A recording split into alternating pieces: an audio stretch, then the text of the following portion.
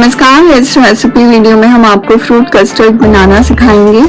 तो चलिए आइए देखते हैं इसे कैसे बनाया जाता है।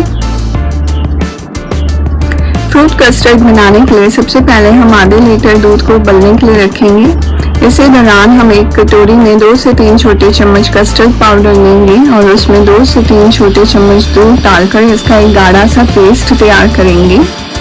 पेस्ट बनाते टाइम हमने यह ध्यान रखना है कि इसमें कोई भी लम्स ना हो।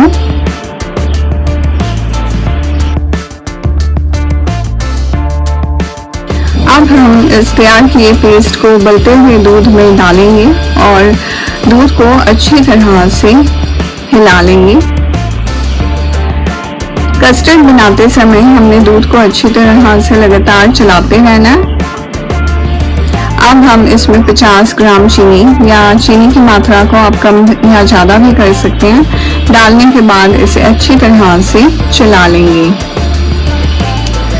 कस्टर्ड को हमें तब तक पकाना है जब तक कि ये गाढ़ा नहीं हो जाता, और जब कस्टर्ड गाढ़ा हो जाए तो आंच को बंद कर दें और कस्टर्ड को फ्रिज में ठंडा होने के लिए रख दें। अब हम एक बाउल में क्यूब्स में कटे हुए फ्रूट्स डालेंगे। यहाँ हमने आम डाला है। अब हम इसमें क्यूब में कटा हुआ पपीता डाल रहे हैं।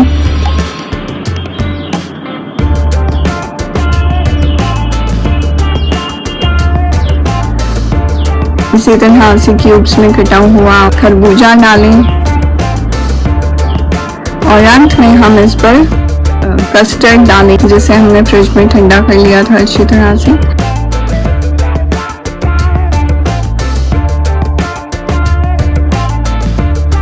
आपका फ्रूट कस्टर्ड बनकर तैयार है।